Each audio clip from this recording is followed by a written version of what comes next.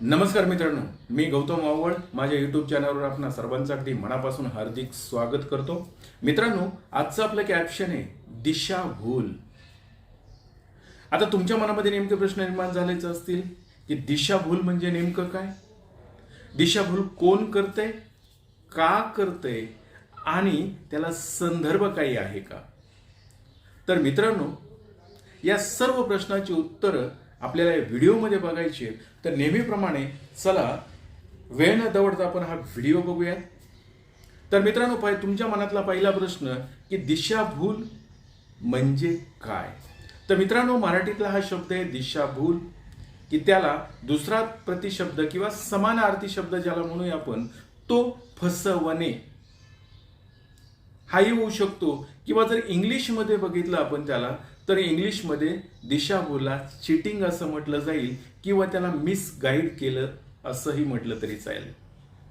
परंतु मित्रांनो, ही जी काही दिशाभूल आहे, ही दिशाभूल मग कोणाकोणामध्ये होऊ शकते. तर दोन माणसं असतील, ते एकमेकाला फसवू शकतात, मिसगाईड करू शकतात किंवा एकमेकात चिटिंग करू शकतात. दोन गट असतील, दोन ग्रुप असतील किंवा दोन पार्ट्या असतील, मग त्या राजकीय पार्ट्या असतील, सामाजिक पार्ट्या जे काही असतील, त्या एकमेकाला फसवण्याचा प्रयत्न करत असतील, तर त्याला आपण एकमेकाची दिशाभूल केली असं म्हणू शकतो. किंवा याला एका ओळीत जर सांगायचं झालं पुन्हा एकदा, तर दिशाभूल म्हणजे आपण म्हणतो ना, एका बाजूला नेम धरायचा आणि बाण मात्र दुसरीकडे सोडायचा. असं का, तर आपलं इप्सित ध्येय साध्य करण्यासाठी ही केलेली चाल असं म्हणावं लागेल. येते लक्षामध्ये, लक्षात आलं दिशाभूल कशाला म्हणायचं. ओके, तर मग ही दिशाभूल कोण करते.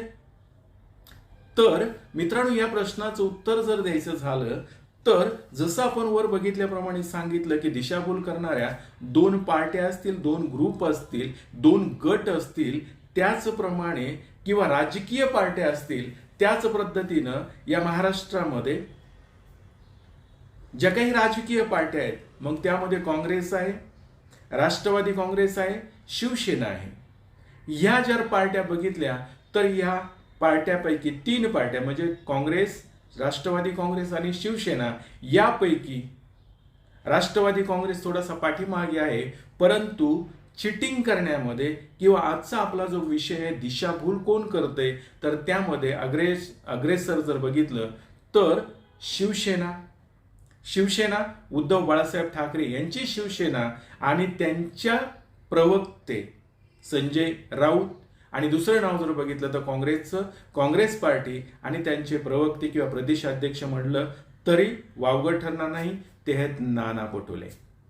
आणि हे कोणाची दिशाभूल करतायत, तर हे दिशाभूल करतायत एका नवीन जन्मलेल्या किंवा महाराष्ट्रामध्ये नवीन उदयाला आलेल्या 5 वर्ष ज्याचं वय आहे अशा पक्षाची दिशाभूल, किंवा त्या पक्षाचे जे काही अध्यक्ष आहेत त्या अध्यक्षांची दिशाभूल, किंवा त्या अध्यक्ष जे आहेत त्यांच्याबरोबर असणारे असंख्य कार्यकर्ते, किंवा जो पक्ष आहे ज्याची 5 वर्ष झाली आहे, फक्त वय आहे, अशा पक्षाचं नाव आहे वंचित बहुजन आघाडी.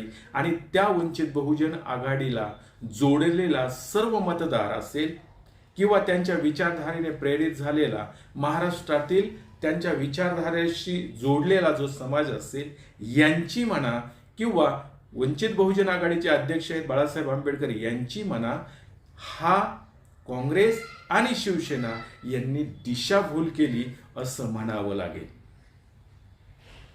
येते लक्षामध्ये. आता पुढचा जो प्रश्न आहे तुमचा की का करतायत, ही दिशाभूल का करतायत. तर मित्रांनो, त्या प्रश्नाचं साधं उत्तर आहे. या दोनही पार्ट्या जर बघितल्या, म्हणजे काँग्रेस पार्टी ही बघितली आणि शिवसेना उद्धव बाळासाहेब ठाकरे यांची पार्टी जिचं चिन्ह मशाल आहे, तर काँग्रेसचं चिन्ह बघितलं तर पंजा आहे. या दोन्ही पार्ट्याचे जे काही प्रदेशाध्यक्ष, एकदा काँग्रेसचे प्रदेशाध्यक्ष तर इकडं शिवसेनेचे प्रवक्ते संजय राऊत, हे सतत मीडियावर येत आहेत आणि ज्या गोष्टी घडल्यात किंवा ज्या गोष्टी घडतायत त्या सांगण्याचा प्रयत्न करतायत. पुढचा प्रश्न हे असं का करतायत? तर मित्रांनो, हे जे काही पक्ष आहेत की ज्यांचा उल्लेख आपण वर केलेलाच आहे, मग तो काँग्रेस असेल, शिवसेना असेल, राष्ट्रवादी काँग्रेस असेल, हे तीनही पक्ष या महाराष्ट्रामध्ये सत्ता भोगलेले पक्ष आहेत किंवा सत्तेची गोडी या पक्षांना लागलेली आहे. आणि मग सत्ता भोगत असताना किंवा सत्तेचा उपभोग घेत असताना एक माणसाची प्रवृत्ती की त्याला वृत्ती असं म्हणा की जे काही मिळालं पाहिजे ते आपल्यालाच मिळालं पाहिजे. वंचितांचं राजकारण पुढे येऊ द्यायचं नाही. यांना असणारं गरिबाचं राजकारण पुढे येऊ द्यायचं नाही. यांना असणारं कुटुंबशाहीचं राज्य त्या ठिकाणी चालवायचं आहे. त्याच्यामध्ये दुसऱ्याला कुणाला शेअरिंग करायचं नाही किंवा दुसऱ्या कुणाला हिस्सा सुद्धा द्यायचा नाही, ही माणसाची वृत्ती आहे. कारण काही माणसं ही अक्कलपोटी असतात किंवा अपवृत्ती असते त्या माणसांची की जे आहे ते आपल्यालाच मिळालं पाहिजे आणि मग त्यांचा स्वार्थी हेतू साध्य करण्यासाठी ती मंडळी अशा पद्धतीनं एखादा जर नवीन माणूस येणार असेल त्या माणसाला ती घ्यायला लवकर तयारच होत नाहीत. कारण सत्ता जर आपल्या हातात असेल, सत्ता जर एक हाती आपल्या हातात असेल तर आपल्याला कोणत्याही पद्धतीनं त्या सत्तेचा उपयोगही करता येतो, दुरुपयोगही करता येतो. परंतु त्या सत्तेला जर कोणी भागीदार होणार असेल, मग तो एखादा नवखा पक्ष असेल, उदाहरणच द्यायचं झालं तर वंचित बहुजन आघाडी, ज्याला VBA असं म्हटलं जातं, एक 5 वर्ष म्हणजेच 2019ला ज्या पक्षाची स्थापना झाली आणि तो पक्ष डायरेक्ट आता जर निवडणुकामध्ये आपल्याकडे भागीदारी मागत असेल किंवा आपल्या बरोबरीनं या निवडणुकामध्ये उतरण्याचा प्रयत्न करत असेल आणि सत्तेचा हिस्सा मागण्याचा प्रयत्न करत असेल तर काँग्रेस असेल, शिवसेना असेल किंवा राष्ट्रवादी असेल, या तिघांनाही ते जमणार नाही. म्हणजे आपण तिघजण एका ताटात बसलोय. म्हणजे माणसाची वृत्तीच काय असते की पहिल्यांदा तर आपण एकटेच या ताटामध्ये खाल्लं पाहिजे, दुसऱ्याला कोणाला हिस्साच द्यायचा नाही. दुसऱ्यामध्ये आपल्याला एकट्याला जमत नाही म्हणून दुसरा एखादा हिस्से करून घ्यायचा, मग त्याला कसं तरी समजून घ्यायचं. परंतु त्या दोघांमध्ये अजून एखादा तिसरा येत असेल तर मग त्यांची हिस्सेदारी कमी कमी होत जाते, वाटा जो येणार आहे तो कमी कमी होत जातोय. आणि जर एका ताटामध्ये 3 पक्ष अगोदरच बसलेले असताना एखादा नवखा जर पक्ष की जो पक्ष 5 वर्ष ज्याचं वय आहे तो पक्ष येतो आणि हिस्सेदारी मागतो, मग असं जर होणार असेल तर मग मात्र या तीनही मंडळींना हा चौथा घटक मात्र त्यामध्ये समाविष्ट करून घ्यायला नकोसं होतं. कारण तिघांमध्ये जो काही वाटा येणार आहे त्याच्यामध्ये एखादा अजून जर शेअरिंग झाला तर त्यांचा हिस्सेवारी कमी होईल, या उद्देशाने ही मंडळी त्याला घेत नाहीये. आपण म्हटलं ना असं का करतायत, तर आपला हिस्सा कमी होतोय या उद्देशाने ही मंडळी अजूनही नवख्या माणसाला आतमध्ये त्यांच्यामध्ये समाविष्ट करून घ्यायला तयार नाहीये. येते लक्षामध्ये की ह्या मंडळीने असं का केलं. आणि आता पुढचा जो प्रश्न आहे आपला की तो याला संदर्भ काही आहे का. तर मित्रांनो हो, याला नक्कीच संदर्भ आहे. आणि तो संदर्भ मित्रांनो असा आहे की लोकसभा 2024ची जी काही निवडणूक झाली, या लोकसभा 2024च्या निवडणुकामध्ये जर बघितलं तर कोणत्याही पक्षाला बहुमत मिळत नाहीये एकट्याच्या जीवावर. म्हणून बाकीचे पक्ष एकत्र केले जातात, छोटे मोठे गटतट एकत्र केले जातात आणि त्यांचं अलायन्स बनवून निवडणुका लढवल्या जातात.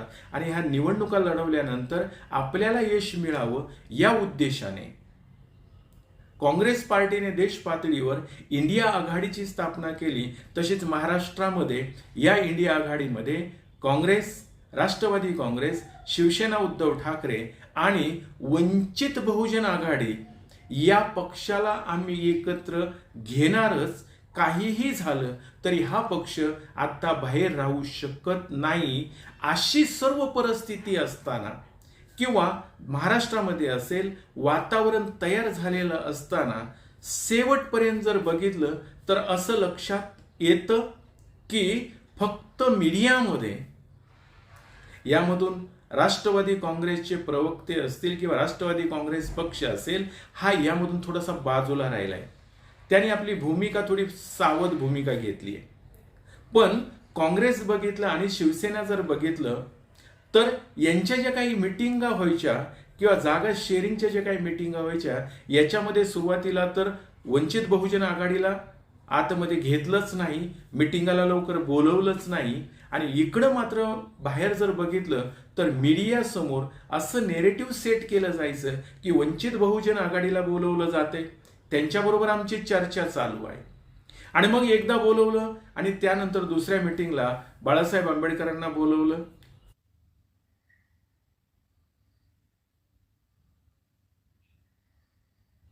त्यांच्या मीटिंगमध्ये तो किस्सा आपल्याला सर्वांना माहीतच आहे. परंतु मित्रांनो, तिथे बोलवल्यानंतर मात्र यांच्यामध्ये वाटाघाटी झाल्याच नाहीत. आणि आतमध्ये जर बघितलं तर वंचित बहुजन आघाडीला जो काही शेअर देणार होते, म्हणजे महाराष्ट्रामध्ये 48 जागा आहेत, या 48 लोकसभेच्या जागा असणाऱ्या जागेमध्ये बाळासाहेब आंबेडकरांच्या वंचित बहुजन आघाडीला फक्त 2 जागा, म्हणजे उत्तर पश्चिम मुंबईची जी जागा आहे ती एक जागा आणि अकोल्याची जागा, एवढ्याच 2 जागा वंचित बहुजन आघाडीला दिल्या जात होत्या. मॅक्झिमम जागा काँग्रेस लढत होता. राष्ट्रवादी काँग्रेसला जागा, शिवसेनेला जागा आणि त्यातल्या फक्त 2च जागा ह्या वंचित बहुजन आघाडीला दिल्या जातील असं सांगितलं जात होतं. 2 जागा घेणं हे म्हणजे माझा गळा कापून घेणं. आणि मग 2 जागा दिल्या जात होत्या आणि मात्र दुसरीकडे असं सांगितलं जात होतं की बाळासाहेब, हे जे काही आपलं आतमध्ये मीटिंगचं चाललंय, हे मीटिंगचं मात्र बाहेर तुम्ही काही सांगू नका. आणि ते म्हणजे बैठकीमधल्या लोकांना सांगू नका. ही त्यांनी जी आठ घातली आम्हाला आणि आम्हाला वाटलं इन गुड फेथ आहे, ती कदाचित आम्ही ऐकायला नको पाहिजे होती. आणि ती आम्ही मान्य करायला तयार. काय मला आत्ता लोक असं म्हणतात आहेत की तुम्हाला 2 जागा देत होते हे आम्हाला माहित नव्हतं. आणि आम्ही म्हटलं होतं की त्यांनी गुड फेथ मध्ये आम्हाला सांगितलं होतं, कृपा करून ह्या बैठकीतली चर्चा बाहेर टाकू नका.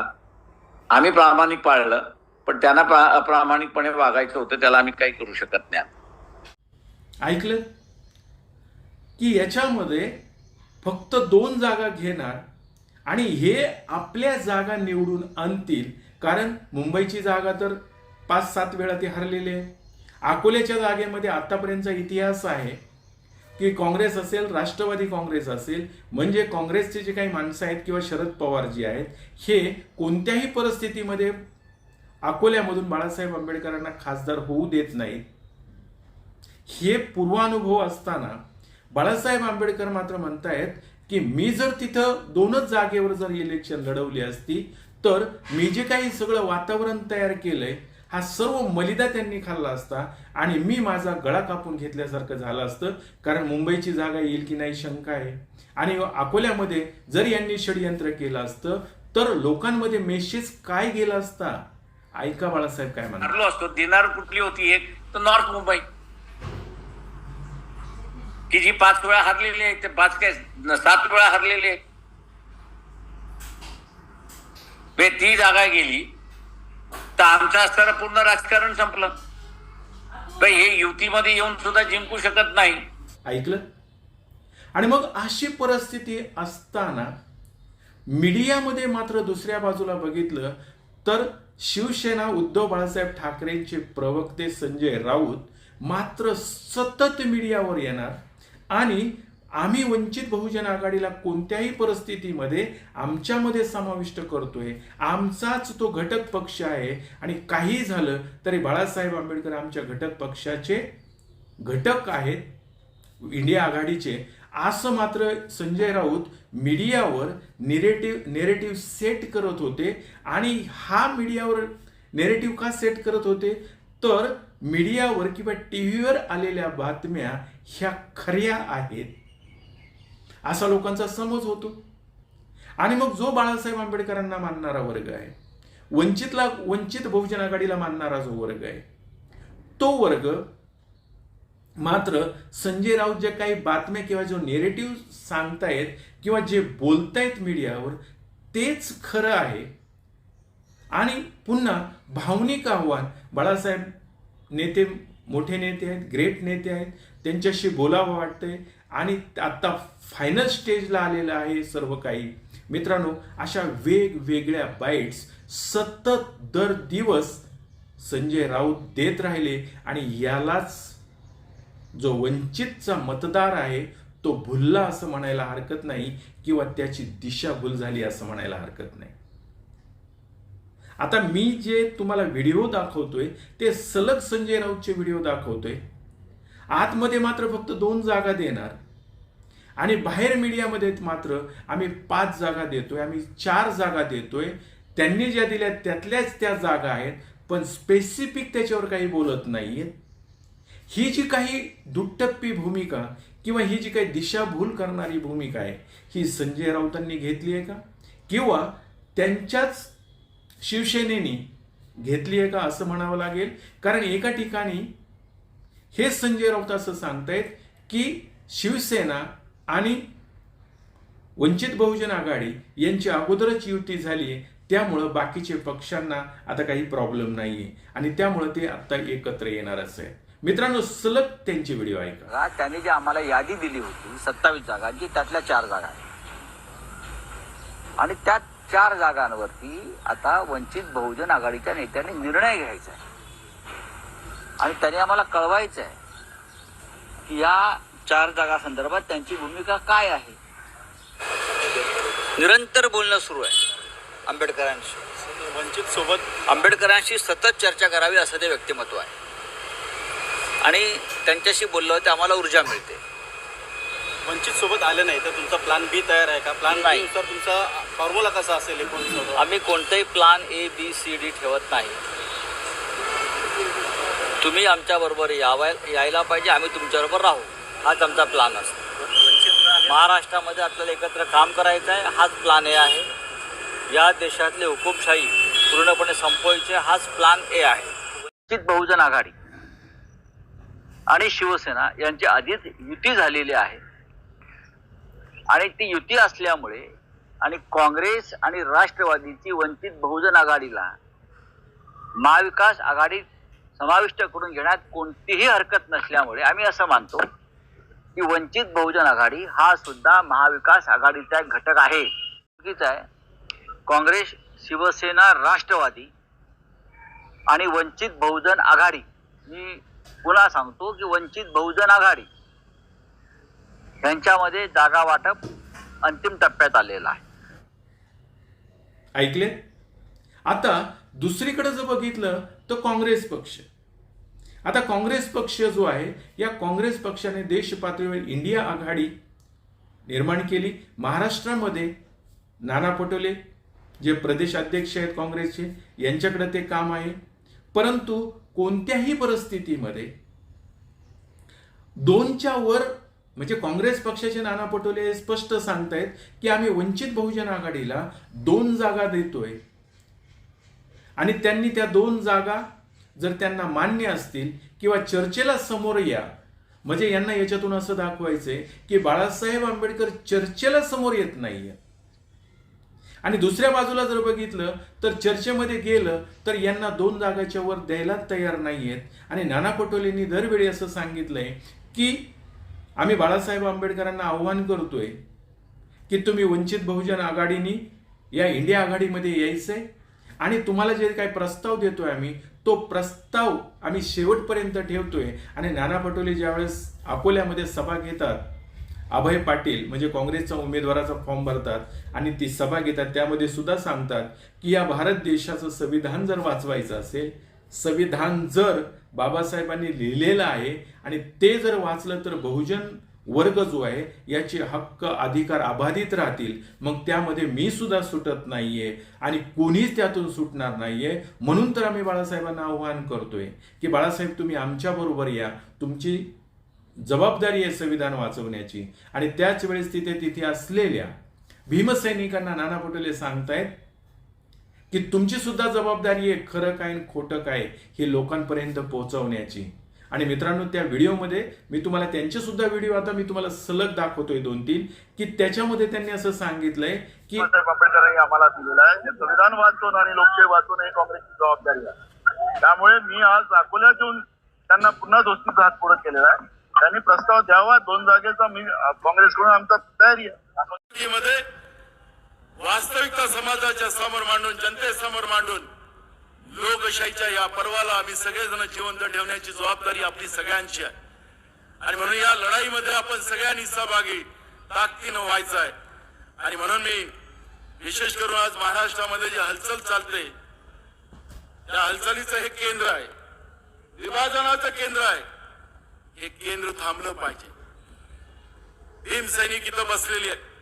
मी तुम्हालाही सांगतो की जा लोकांमध्ये वास्तविकता लोकांच्या समोर मांडा. बाबासाहेब आंबेडकरांचं संविधान राहिलं नाही तर तुमचंच नाही, तर आम्ही ओबीसीचे लोक असतील, भटके विमुक्त जातीचे लोक असतील, मुस्लिम असतील, जे लोक असतील त्यांची स्थिती प्रत्येक भागामध्ये आज महाराष्ट्राच्या सगळ्या कानाकोपऱ्यामध्ये लोकांमध्ये मोठ्या प्रमाणात भाजपच्या सरकारला उद्ध्वस्त करणं, त्याला सत्तेच्या बाहेर काढणं ही लोकांची मानसिकता झालेली आहे. साहेब, अलायन्स तोडू नका, आपण एकत्रित राहू. पण त्यांनी त्यांचं काम केलं. यादी कोणी पाठवली ती मगाच सांगितली. पण त्या सगळ्या गोष्टी विसरून मी बाळासाहेबाला त्यांच्याच या भूमीवर येऊन सांगतोय, अजूनही मला अधिकार नाही सांगत होते ना. नाना पटोलेला अधिकार नाही आहे. आम्हाला वरतं बोलायचं तर वरतही बोलत नव्हते, फक्त पत्र पाठवत होते. मी तुमच्या अकोल्यात येऊन सांगतो, बाळासाहेब अजूनही रस्ते बंद झाले नाहीत. तुम्ही म्हणाल तर मी ते करायला तयार आहो. 1 जागा पाहिजे की 2 जागा पाहिजे, मी द्यायला तयार आहो. नाना पटोले आपल्या जबाबदारीवर देईल. पण महाराष्ट्रामध्ये मतविभाजन होऊन हे महाराष्ट्राला बर्बाद करणारी भाजप, देशाला बर्बाद करणारी भाजप या देशामध्ये निवडून नाही आली पाहिजे म्हणून मी या ठिकाणी स्वीकारतोय. विड्रॉल पर्यंत वाट आहे. आमचा प्रस्ताव मान्य असेल तर नाना पटोले तयार आहे. नाना पटोले घेईल निर्णय. इथं काही दिल्लीला विचारायची गरज नाही. अकोला हे जे आहे इथून महाराष्ट्रामध्ये हालचाल निर्माण होते. म्हणजे बाळासाहेबांचा जो अकोला आहे या अकोल्यामधूनच महाराष्ट्रामध्ये अस्थिरता असं म्हणायचंय, किंवा बाळासाहेबांचा झंझावातमाचं केंद्र ज्याला अकोल्याला आपण म्हणतोय तिथूनच सगळं होतंय. मग अकोल्यामध्येच आता आपण सर्वांना सांगू की बाळासाहेब आंबेडकर पुढे होऊन वाटाघाटी करत नाहीत आणि त्यांना करायचंच नाही, कारण त्यांना बीजेपीला मदत करायची. त्यांना अप्रत्यक्षपणे असं सांगायचंय. आणि म्हणून नाना पटोले भावनिक आव्हान करतायत की बाळासाहेब आंबेडकरांनी शेवटच्या क्षणापर्यंत, म्हणजे फॉर्म मागे घेण्यापर्यंत आमच्याशी चर्चा करावी. आणि मग लोकांच्या मनामध्ये असं निर्माण होतंय किंवा लोकांमध्ये नेरेटिव्ह असा सेट केला जातो, कारण ह्याच बातम्या फक्त टीव्ही चॅनलला दाखवल्या जातात आणि लोक मग तेच पाहून तेच खरं आहे. आणि बाळासाहेब आंबेडकर जे काही सांगत आहेत आत्ता की आपल्याला फक्त 2च जागा देत होते, ते मात्र लोकांना आत्ता कळतंय. आणि मित्रांनो, हे जर सर्व बघितलं तर मग यामध्ये जो काही वंचित बहुजन आघाडीला जे काही 2019ला जे मतदान मिळालं, 42 लाख मतदान मिळालं, 2024ला मात्र त्याचं मतदान घटतंय वंचित बहुजन आघाडीचं. आणि त्याचं कारण जर बघितलं तर या मंडळींनी, मग नाना पटोले असतील, संजय राऊत असतील, यांनी जो काही नॅरेटिव्ह सेट केला, सतत टीव्हीवर येऊन, टीव्ही चॅनलवर येऊन जो काही भडीमार केला, लोकांच्या डोक्यावर हॅम्बरिंग केलं त्याला. आणि ते हॅम्बरिंग करून तो एकच विचार की काही झालं तरी वंचित बहुजन आघाडी आमच्या बरोबर आहे आणि आम्ही काय करणार आहोत, तर आम्हाला भारतीय जनता पार्टीला हरवायचंय. आणि मित्रांनो, बाळासाहेब आंबेडकरांनी ते अगोदरच सांगितलंय की आमचं टार्गेट भारतीय जनता पार्टी आहे, त्याला आम्हाला थांबवायचंय, सत्तेपासून रोखायचंय. ऐका व्हिडिओ. असणारं टार्गेट जे आहे ते भारतीय जनता पक्ष सत्तेमधून बाहेर करणं हा टार्गेट आहे. ऐकलं. आणि मग जर असंच संजय राऊतही म्हणतायत इकडे, आणि इकडे नाना पटोले काँग्रेसचे तेही म्हणतायत, याचा अर्थ बाळासाहेबांचं जे विजन आहे तेच यांचं पण आहे. आणि मग जो मतदार होता 2019चा, तो मतदार बाबासाहेबांचं संविधान वाचवायचं म्हणून आणि हिंदू राष्ट्र होऊ द्यायचं नाही आणि भारतीय जनता पार्टीला कोणत्याही पद्धतीनं सत्तेमध्ये पुन्हा बसू द्यायचं नाही, या इराद्याने ते मतदान डायव्हर्ट झालं. आणि डायव्हर्ट कुठे झालं तर इंडिया आघाडीकडे डायव्हर्ट झालं. त्यामुळे काँग्रेसच्या 2019ला 1 खासदार असलेला 13वर गेलाय. इकडे शरद पवारांचे 8 खासदार निवडून आले आणि टोटल जर इंडिया आघाडी महाराष्ट्रामध्ये बघितलं तर जवळजवळ 30 खासदार इंडिया आघाडीचे निवडून आलेले. आणि हे जर सगळं पिक्चर बघितलं तर मग असं लक्षात येतं की अतिशय प्लॅनिंग करून जे काही प्रवक्ते आहेत शिवसेना उद्धव बाळासाहेब ठाकरे या शिवसेना पक्षाचे, संजय राऊत आणि इकडे नाना पटोले यांनी भावनिक मुद्दे असतील, इमोशनल मुद्दे असतील, हे घेऊन किंवा बाळासाहेब आंबेडकरांना साथ घातली असं आपण म्हणू शकतो आणि लोकांमध्ये तोच नेरेटिव्ह गेला. आणि मग काहीही झालं तरी भारतीय जनता पार्टीला थांबवायचंय, सत्तेपासून संविधान वाचवायचंय, या मुद्द्यावर जो काही आंबेडकरी समाज आहे किंवा विचारधारा जी वंचित बहुजन आघाडी बरोबर जोडली होती ती इकडे डायव्हर्ट झाली आणि इंडिया आघाडीला मतदान मिळालं. आणि म्हणून मित्रांनो, मी असं म्हटलं होतं की हे जे काही नेरेटिव्ह सेट केले टीव्ही चॅनलवरती, हे नेरेटिव्ह वंचित बहुजन आघाडीचा जो मतदार आहे, कारण शिवसेना असेल यांचा मतदार फिक्स आहे, काँग्रेसचा मतदार किंवा काँग्रेसकडे जे काही मतदार जे काही वंचितकडे वळालं होतं ते पुन्हा डायव्हर्ट करण्यासाठी यांनी इमोशनल गोष्टींचा सहारा घेतला. संविधान बदलणार याचा सहारा घेतला, हिंदू राष्ट्र होणार याचा सहारा घेतला, किंवा 400 जागा कशासाठी मागतायत ह्या सुद्धा गोष्टी बोलून दाखवल्या. आणि त्यामुळंच जे मतदान आहे ते शिफ्ट झालं असं म्हणावं लागेल. आणि मित्रांनो, ह्यालाच आपण दिशाभूल केली असं म्हणतोय. कोणाची तर वंचित बहुजन आघाडीची दिशाभूल केली, त्यांना शेवटपर्यंत इंडिया आघाडीमध्ये घेतलंच नाही, पण मीडियामध्ये भडीमार चालू केला आपण असं म्हणूया. आणि वंचित बहुजन आघाडीचा जो मतदार आहे नवीन झालेला, याची सुद्धा दिशाभूल केली आणि वंचित बहुजन आघाडीची तथा बाळासाहेब आंबेडकरांची सुद्धा दिशाभूल केली असंच म्हणावं लागेल, असं माझं तरी मत आहे. तुमचं मत काय?